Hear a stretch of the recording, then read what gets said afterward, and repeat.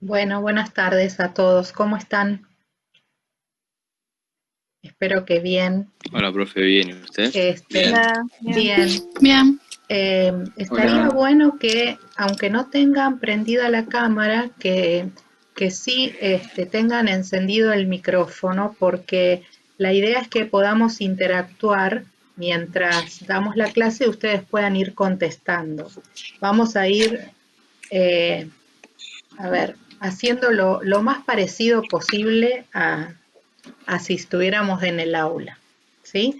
La idea es que no evaluarlos, ni mucho menos, sino simplemente que participen en lo que vamos a ir explicando. Una de las cosas que vamos a hacer es repasar algunos de los ejercicios que quedaron de las clases anteriores, porque yo vi que en algún caso les costó un poquito y la idea es aclarar algunas cosas que si bien en su momento se las corregía a cada uno, capaz no quedó muy claro y entonces así poder avanzar. Yo preparé algo para ir mostrándoles a medida que voy explicando, así que lo más probable es que lo que ustedes vean sea eso.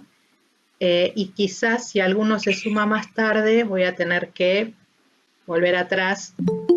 Ahí van sumándose, este, como para poder darles acceso, porque si tengo la pantalla en presentación no les puedo dar acceso a la clase, ¿de acuerdo?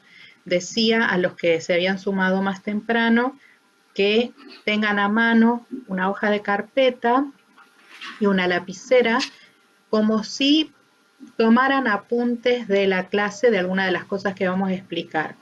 La idea es que el apunte que ustedes tomen, no importa si está desprolijo o si está, lo que importa es que sea legible, pero no importa si está desprolijo, después simplemente a ese apunte ustedes le tomen una foto y lo envíen como tarea de la clase de hoy.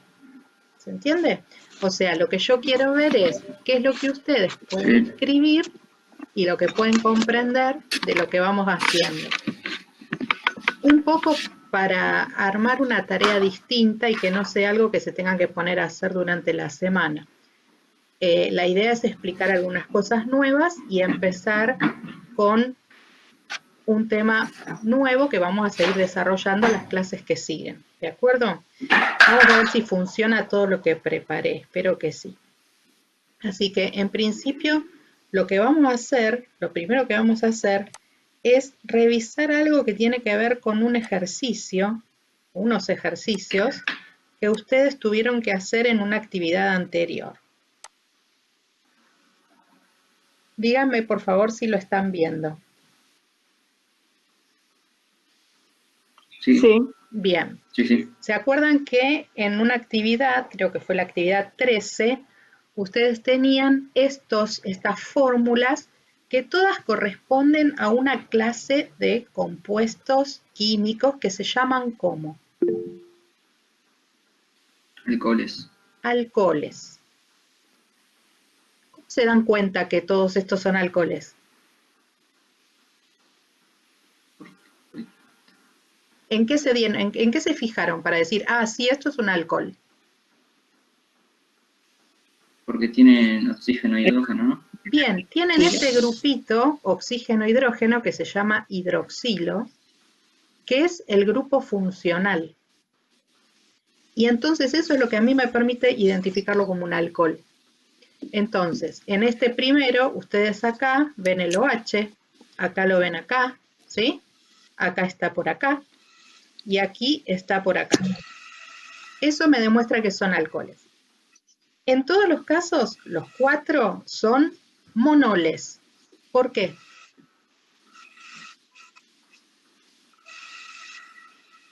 ¿Qué significa monol? Porque tiene solo un grupo Bien, bien, hidro. tiene un solo grupo hidroxilo, por eso se dice que son monoles. A estos monoles, en general, nosotros los pudimos clasificar en tres grupos. Dijimos que podían ser alcoholes primarios, secundarios o terciarios. Y lo que se pedía en este ejercicio es que ustedes los clasifiquen a cada uno, que digan de qué clase son. Entonces, fíjense, por ejemplo, en el A, ¿sí? El OH está unido a un carbono que no está en la punta de la cadena, está en el medio de la cadena, ¿ven? Ese carbono, este que está acá, está unido a dos carbonos, a este y a este.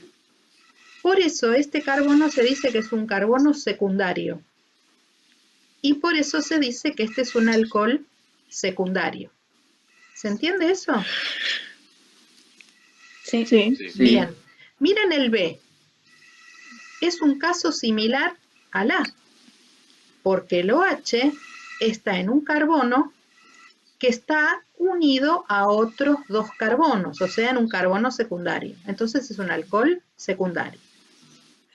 Ahora, miren el D.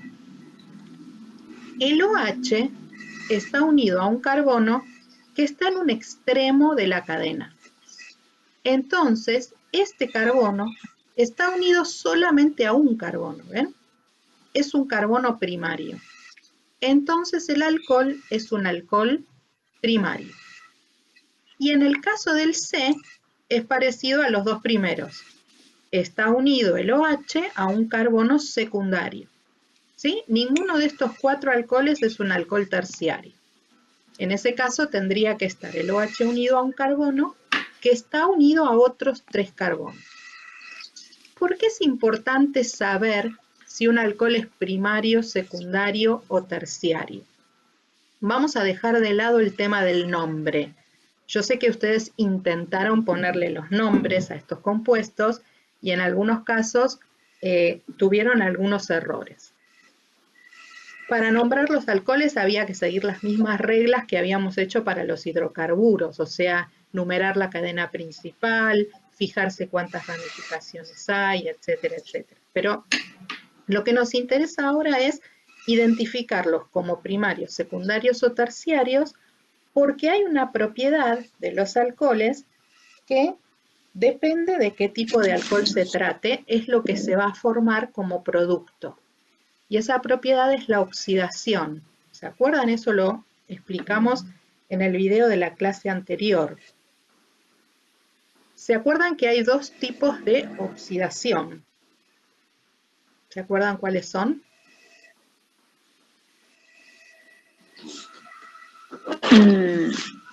No. Bueno, Combustión. oxidación suave y oxidación fuerte. O sea, los alcoholes se pueden oxidar. ¿Qué significa que algo se oxide? En general. ¿Oxidar de qué viene? Porque se deteriora. Se deteriora, pues nosotros generalmente decimos algo que está oxidado está deteriorado. Pero digo, eso que se oxidó, ¿con qué reaccionó? Una bici. Con el aire. Claro, si dejo una bici en el patio, ¿sí? Una bici de metal en el patio, se va a oxidar probablemente porque reacciona con el oxígeno del aire. Muchas veces se cree que cuando se oxida porque se moja, ¿no? Porque está mojada y el agua lo oxida. En realidad, el agua favorece que se oxide, pero la reacción es con el oxígeno del aire. Los alcoholes se pueden oxidar con el oxígeno del aire o con oxígeno que provenga de alguna sustancia, que son los que se llaman agentes oxidantes. ¿Sí? Ustedes conocen el agua oxigenada, ¿no? La que se usa para las tinturas del pelo o la que se usa para limpiar algunas heridas. Bueno, el agua oxigenada es un agente oxidante. Justamente lo que pasa cuando ustedes se ponen agua oxigenada en el pelo es una oxidación de una sustancia que está en el pelo y que lo que ustedes observan es que hay un cambio de color, pero el proceso que ocurre ahí es una oxidación, ¿sí? Hay unas sustancias que se usan para oxidar los alcoholes, que no es el agua oxigenada, y algunas se llaman oxidantes suaves y otros se llaman oxidantes fuertes. El tema es que, según el oxidante, es lo que se forma, y según el alcohol, es lo que se forma. Ustedes tenían esta tablita en la clase, una de las clases anteriores. Fíjense que acá lo que muestra es, por ejemplo, que los alcoholes se reconocen por el grupo funcional hidroxilo, en el nombre tienen la terminación ol, un ejemplo es el etanol, que es el alcohol común, el alcohol que estamos acostumbrados a o comprar, el que usamos ahora para preparar el alcohol 70%, o el que tienen las bebidas alcohólicas. Y el grupo funcional del el OH puede estar en cualquier átomo de carbono. Puede ser en un carbono de la punta de la cadena, del medio, en cualquiera. Estos alcoholes, cuando se oxidan, generan estas tres sustancias que ustedes ven acá. A veces generan aldehídos, a veces generan cetonas y a veces generan ácidos carboxílicos. ¿De qué va a depender que se formen unos u otros? Primero, del tipo de alcohol y segundo, del tipo de oxidación. ¿Sí? Cuando un alcohol es primario y se oxida en forma suave, se forma un aldehído. Fíjense que el grupo funcional es este. Y este grupo funcional siempre está en un carbono primario, o sea, siempre lo van a ver en un extremo de cadena.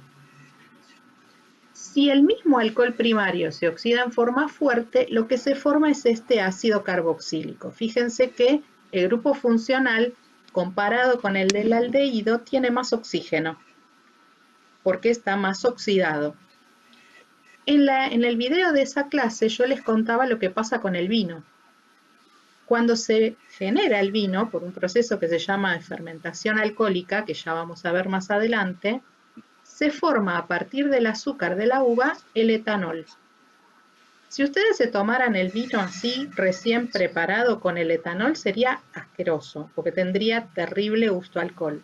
Por eso el vino se estaciona durante un tiempo para que parte de ese alcohol se transforme en aldehído y le da mejor gusto al vino. ¿Entendieron cómo es el tema este de la oxidación en el caso del vino? O sea, ¿alguna vez escucharon hablar del vino picado? ¿O de alguien que les diga que el vino tiene gusto feo y que lo tiene que tirar? Sí. Sí. Cuando lo dejas esperar mucho tiempo. Cuando lo dejas al aire mucho tiempo sin estar bien tapado, lo que le pasa al alcohol del vino es que primero, bueno, parte del alcohol se transforma en el aldehído, que es este que le da mejor sabor, pero después, si eso continúa, parte del alcohol se transforma en un ácido que se llama ácido etanoico o ácido acético, que es directamente lo que nosotros conocemos como vinagre de vino. ¿Vieron que hay distintos vinagres de vino, de manzana, de alcohol? Bueno, el vinagre tiene este ácido y el vino se transforma en vinagre. De hecho, muchas veces, a propósito, se hace el vinagre de vino a partir de vino. ¿Sí? Este es un proceso de oxidación. Si no está controlado, entonces el vino, por eso no cualquier vino se puede añejar. Vieron que hay gente que pone el vino en bodegas, en estacionamiento, con una forma determinada de la botella, como para conservarlo durante muchos años y que se ponga de mejor gusto. Bueno, hay vinos, los vinos comunes, no se pueden añejar, porque justamente lo que le pasa es que se pican, o sea, se terminan transformando en vinagre, ¿sí? Para eso tienen que estar bien conservados, aparte hay una forma en que se los estaciona para que tengan mejor sabor, no de cualquier manera.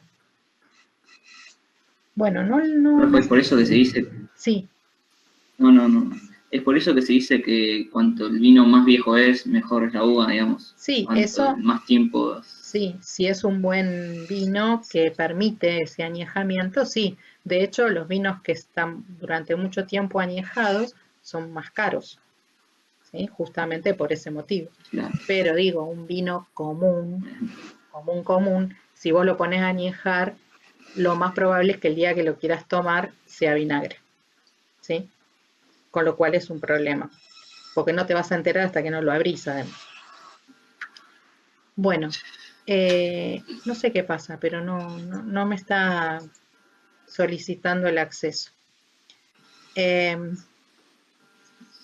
preguntan a ver si si la esperamos o no. Me le pregunto. Dale. Dijo que no, que intentó, pero no. ¿No puede unirse?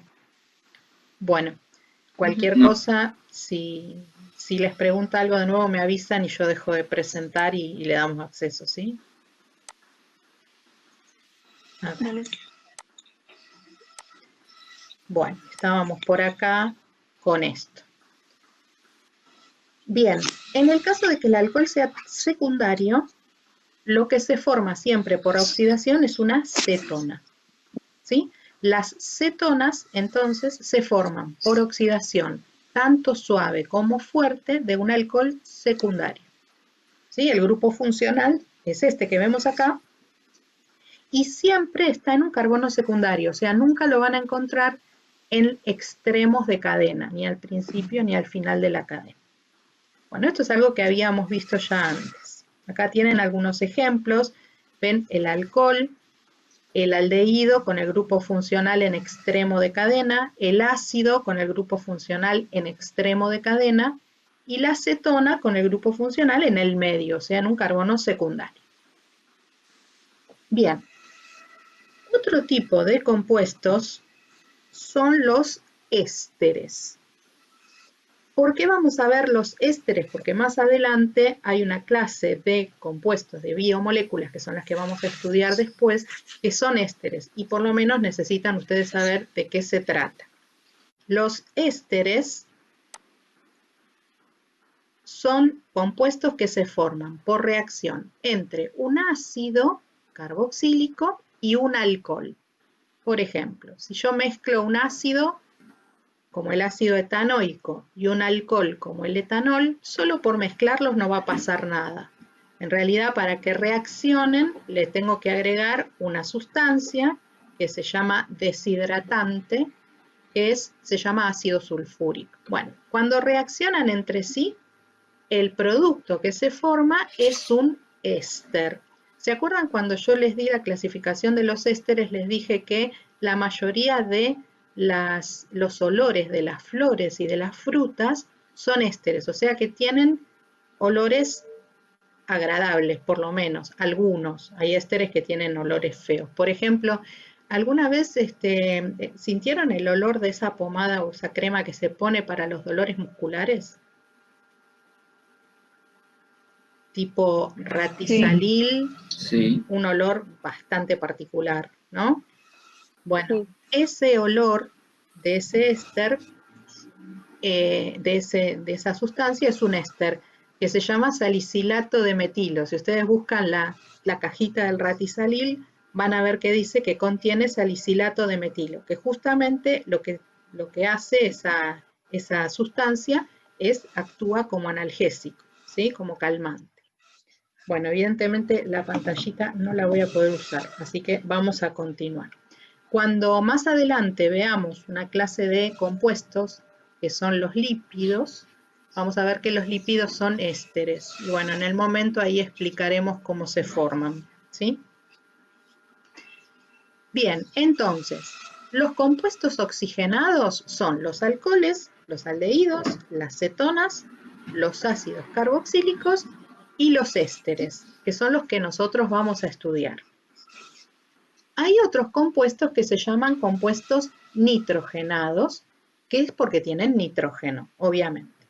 Estos compuestos derivan del amoníaco. ¿Ustedes saben cómo es la fórmula del amoníaco? La fórmula del amoníaco es NH3. No sé si alguna vez lo escribieron, pero esa es la fórmula del amoníaco. Fíjense, el NH3 tiene un nitrógeno y 3 hidrógenos.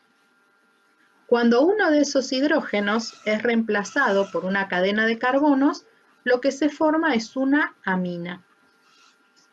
Las aminas, entonces, son un tipo de compuestos del carbono nitrogenados. ¿Ustedes conocen, por ejemplo, la anilina que se usa para teñir? ¿Escucharon alguna vez la palabra anilina? Se compra sobrecitos para teñir, por ejemplo, las remeras, la ropa. Bueno, la anilina es una clase de estos compuestos, es una amina, ¿sí? Acá hay 3 ejemplos de aminas. y dice que se clasifican también en primarias, secundarias y terciarias. No importa, eso no le vamos a dar tanta trascendencia, simplemente es para que sepan que estos compuestos existen, porque dentro de unas clases vamos a hablar de los aminoácidos, y cuando hablemos de aminoácidos nos vamos a referir otra vez a este grupo funcional NH2 que tienen las aminas, ¿sí? Bien. Y acá empieza nuestra clase de hoy. Las biomoléculas. Hay unas sustancias que participan en nuestros procesos biológicos y que tienen muchas funciones importantes, sobre todo en procesos que ocurren en las células.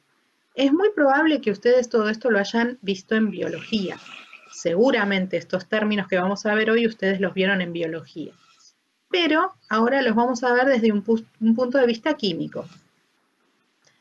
Hay sustancias que cumplen funciones importantísimas en nuestra vida, tanto nuestra como de los animales, con los seres vivos en general. Las sustancias inorgánicas más importantes en nuestros procesos biológicos son, la primera, el agua. Deben haber escuchado más de una vez que nosotros sin agua no podemos subsistir durante mucho tiempo. Y esto tiene que ver con las funciones que cumple el agua en nuestro cuerpo. Por ejemplo, dice acá, el agua ayuda a mantener, dice, la estabilización estructural de macromoléculas. Eso parece recontra difícil. Lo vamos a pasar en criollo. Hay moléculas muy grandes que están en nuestro cuerpo, como dice ahí, las proteínas, los carbohidratos, etcétera, que el agua ayuda a que se mantenga su estructura. ¿Por qué? Porque se forman con ellas unas uniones que se llaman puentes de hidrógeno. Esta unión puente de hidrógeno yo se las expliqué en el video de alcoholes, cuando les expliqué por qué los alcoholes se disuelven en el agua.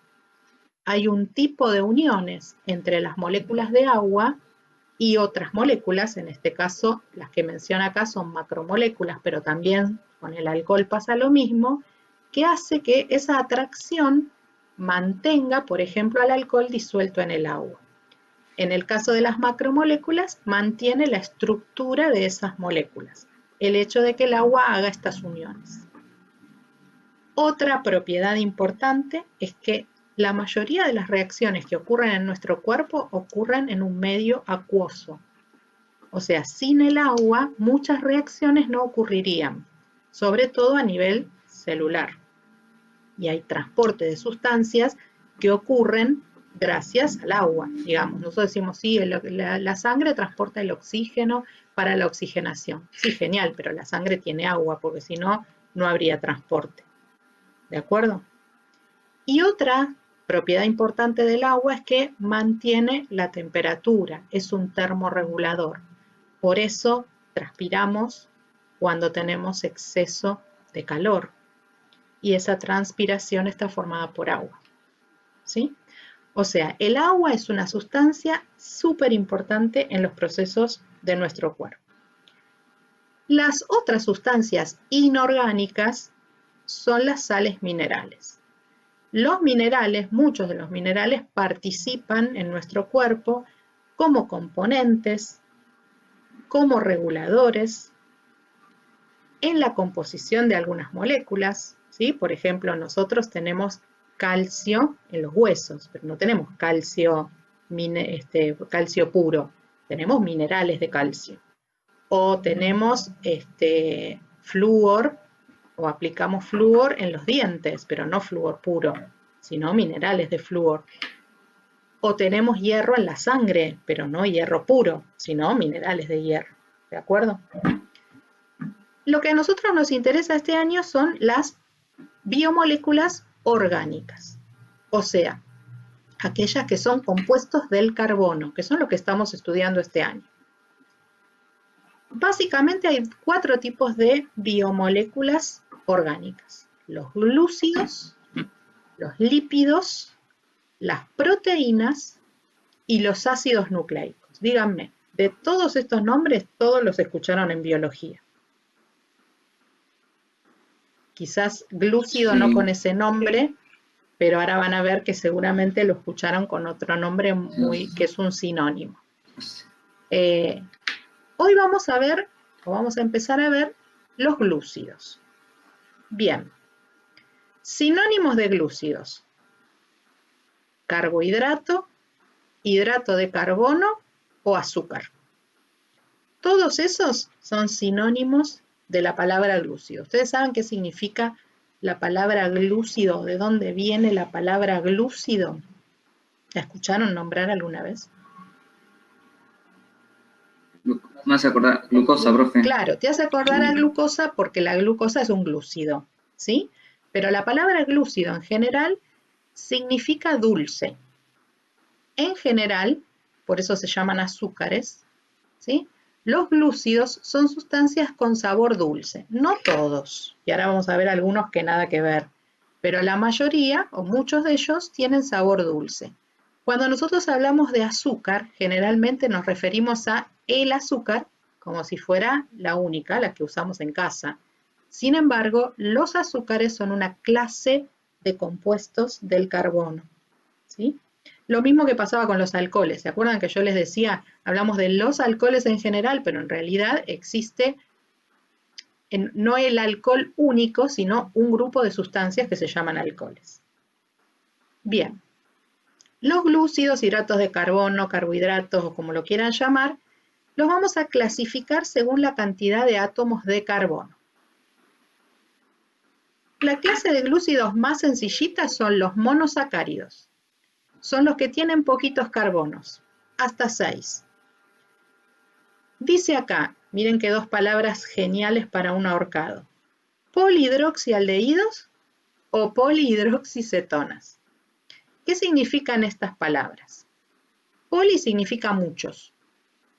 Hidroxi hace referencia al grupo funcional de los alcoholes y aldehído al grupo funcional de los aldehídos. Y polihidroxicetonas significa que tiene muchos grupos funcionales de alcohol y uno de cetona. Miren, acá hay dos ejemplos. Son solamente ejemplos, no vamos a ver fórmulas de estos compuestos. Miren el primero. Es la glucosa, la que decían recién. Tiene muchos grupos funcionales de alcohol y uno de aldehído. Y miren la fructosa, que es otro glúcido, otro monosacárido. Tiene muchos grupos funcionales de alcohol y uno de cetona. ¿Sí? Fíjense que si hicieran la fórmula de estos dos, si contaran la cantidad de carbonos, hidrógenos, oxígenos de cada uno, les daría lo mismo. Carbono 6, hidrógeno 12, oxígeno 6. Significa que si tienen la misma cantidad de carbonos, de hidrógenos y de oxígeno, ¿qué son entre sí? Isómeros. Isómeros, exactamente. Son isómeros. La glucosa es el azúcar que se forma en la fotosíntesis. Cuando las plantas verdes hacen fotosíntesis, generan glucosa a partir del dióxido de carbono, del agua, ¿sí? Transforman el dióxido de carbono y el agua en glucosa. La fructosa es un azúcar que está presente en las frutas. Ambas son bien dulces. Ambas son bien glúcidos porque justamente tienen ese sabor dulce. Una tiene grupo funcional de aldehído y la otra de cetona. Son dos ejemplos, nada más. Fíjense que acá no tenemos nombres que siguen las reglas esas que habíamos visto, ¿se acuerdan? Según cuántos carbonos tiene, el prefijo met, et, prop, etc. Eso no. Acá tenemos nombres que son específicos. Lo que sí tienen en común todos estos compuestos es la terminación osa. Van a ver que todos los compuestos que veamos del tipo glúcidos van a tener este nombre con terminación osa. Entonces, recapitulando, monosacáridos son los glúcidos que tienen poquitos carbonos pueden tener grupo funcional de aldehído o de cetona, además de los del alcohol. Y 2 ejemplos pueden ser la glucosa y la fructosa. Sigamos. Disacáridos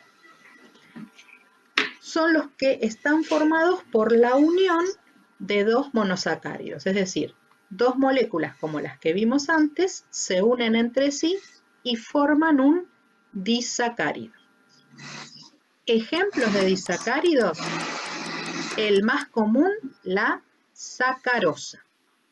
La sacarosa es el azúcar que comemos todos los días, el azúcar que consumimos con el café con leche o con el té. ¿De dónde proviene esa sacarosa? O bien de la caña de azúcar, o bien de una planta que se llama remolacha azucarera. Es la unión de las 2 que vimos antes. Una molécula de glucosa, cuando se une con una de fructosa, forman una molécula de sacarosa. Ahora, decía recién que se obtiene a partir de la caña de azúcar. ¿Vieron alguna vez caña de azúcar? ¿En vivo y en directo? Sí. ¿Sí? ¿Cómo es la caña de azúcar Sí. por dentro? ¿Qué tiene?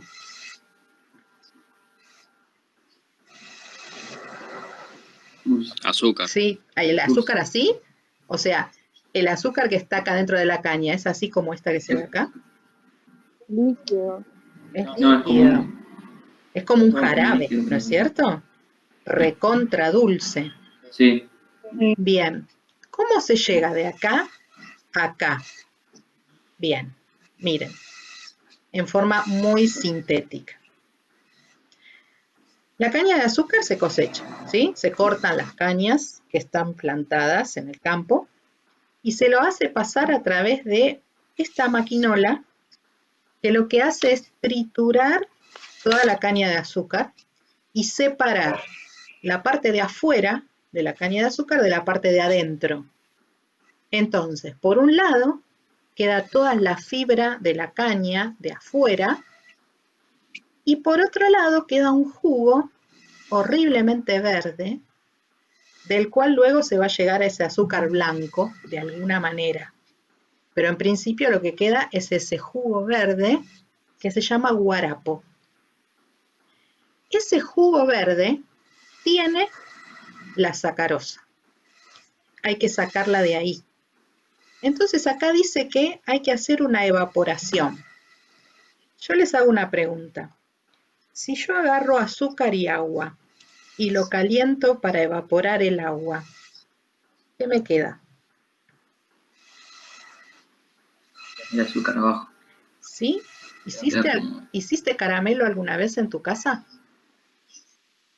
Si calentás agua con queda todo azúcar, floreado, o sea, ¿qué le pasa al azúcar? se vuelve más espesa. Y se vuelve más oscura. ¿Sí? De hecho, para hacer el caramelo, por ejemplo, para un flan, lo que se hace es calentar agua con azúcar. Y lo que queda es un líquido espeso de color marrón. O sea, si yo hiciera eso directamente, el azúcar que está contenida en este líquido quedaría hecho caramelo. Bueno, hay un proceso que se hace, la evaporación no es tan sencilla, sino que se hace en unos recipientes especiales donde se logra evaporar el agua a una temperatura muy bajita, de manera tal que el azúcar no se transforme en caramelo. Y una vez que se logra separar el azúcar del agua, se la centrifuga y luego se la refina. ¿Qué significa que se la refina? Justamente que se logra que sea tan blanca como nosotros la compramos. Fíjense que hay azúcar hoy en día que no tiene ese color blanco y eso significa que no tiene un proceso químico de blanqueado. Por eso muchas veces se prefiere ese azúcar a la que es más blanca, porque eso significa que tiene menos proceso químico de refinamiento. Pero en definitiva, ese azúcar que nos queda después de este proceso, refinada o no refinada, es la sacarosa. y luego es la que se usa para hacer cosas ricas que simplemente nos hacen engordar un poquito. Ya vamos a ver igual el tema de dieta. ¿Está claro entonces cómo llegamos de la caña al azúcar que consumimos en casa? Sí. Bien. Sí. Otros azúcares, otros disacáridos que conocemos son, uno es la lactosa. Como su nombre lo indica, es el azúcar que contiene la leche. La leche tiene azúcar de por sí. Si yo no le agregara leche, tiene algo de dulzor. Obviamente no es redulce, pero algo tiene de un azúcar particular que es de la leche, sin agregados, que se llama lactosa. Es la unión de dos monosacáridos. La glucosa es uno y otro que se llama galactosa. Esto es a simple título informativo, no importan las fórmulas ni nada de eso, pero es la unión de dos monosacáridos. Y otro azúcar disacárido es la maltosa. La maltosa es la unión de dos moléculas de glucosa, dos igualitas unidas entre sí, generan un glucido que se llama maltosa. Esta maltosa no es tan dulce como las anteriores, pero igualmente pertenece a esta clase de compuestos glúcidos o hidratos de carbono. Por último, los polisacáridos. Polisacáridos son macromoléculas. ¿Qué significa la palabra macromolécula? Que es una molécula muy grande. Está formada por muchos átomos de carbono. En general, está formada por la unión de muchos monosacáridos. Cuando digo muchos, digo miles de moléculas de monosacáridos. No decimos 10, 20, no. Miles, ¿sí? Son moléculas enormes. Uno de los polisacáridos es el almidón. ¿Dónde encontramos el almidón?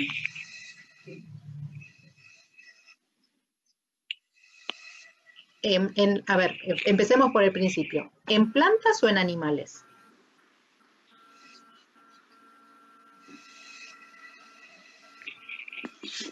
En plantas. En plantas. ¿Por qué? Porque después de la fotosíntesis, toda la glucosa que se forma se acumula en la planta en forma de almidón. ¿Y dónde se acumula? Bueno, depende de la planta. Por ejemplo, la papa, que es la raíz de una planta, tiene almidón. Por ejemplo, los porotos, en el interior de los porotos hay almidón. Y muchos granos, como el trigo, el arroz, el maíz, contienen almidón. Con ese almidón es con lo que después se hacen las harinas, ¿sí? Cuando nosotros mencionamos la harina, decimos que contiene gran cantidad de almidón. Entonces, es un producto de origen vegetal. Está formado por la unión de muchas moléculas de glucosa, en un tipo de unión entre ellas que se llama unión alfa. No vamos a detallar en qué consiste, simplemente la vamos a nombrar como unión alfa para diferenciarla de otras uniones que vamos a ver más adelante. Se origina la fotosíntesis, su función es reserva de alimento para la planta, y está formada por dos cadenas de glucosas entrelazadas entre sí. Las cadenas una se llama amilosa y la otra se llama amilopectina. Esto es a título informativo también, por algo que vamos a ver más adelante. Todo lo que yo les estoy contando ahora es lo que necesitamos para más adelante poder trabajar bien con el tema de los alimentos, ¿sí? O sea, toda esta información es necesaria para que ustedes después puedan interpretar lo que veamos sobre alimentos.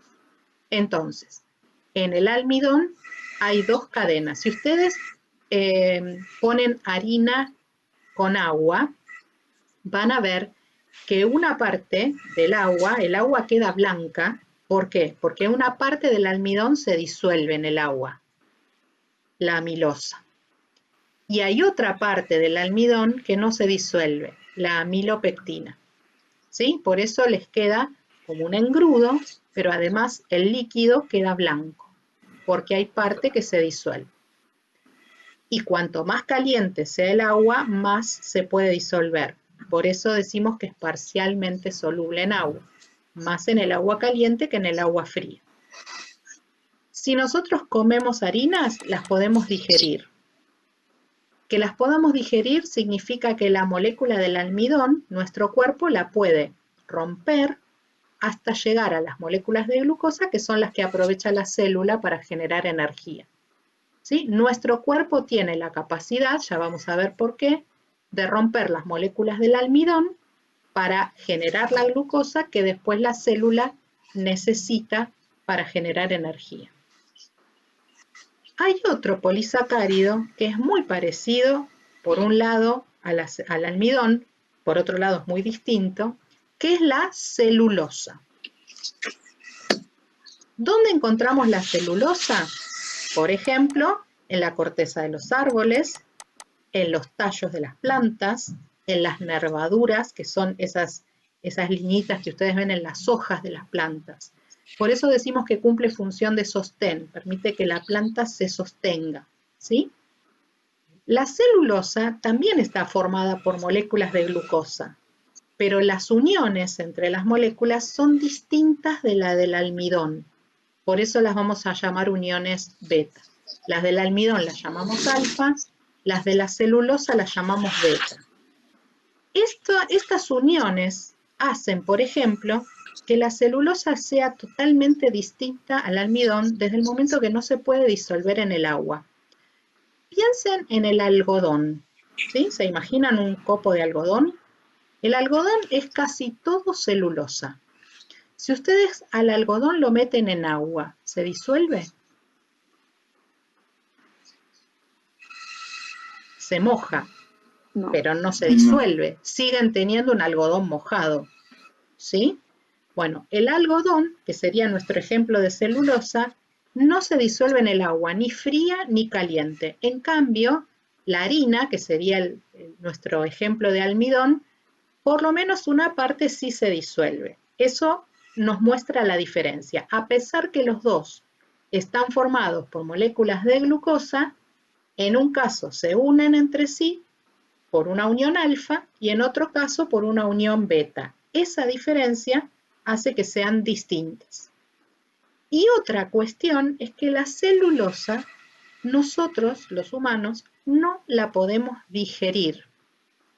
Es decir, si yo me como un pedazo de algodón, cosa que no debería hacer nunca, así como me lo comí, va a salir de mi cuerpo. ¿Sí? Todo aquello que contenga celulosa, nuestro cuerpo no lo puede digerir, a diferencia del almidón. Es decir, para nosotros la celulosa no sería una fuente de energía. ¿Por qué? Porque no puede el cuerpo obtener de la celulosa la glucosa que necesita la célula para generar energía. ¿Se entiende lo que digo? Sí. ¿Preguntas? Sí. ¿Preguntas hasta acá? Miren que quiero una buena explicación de esto como tarea, ¿sí?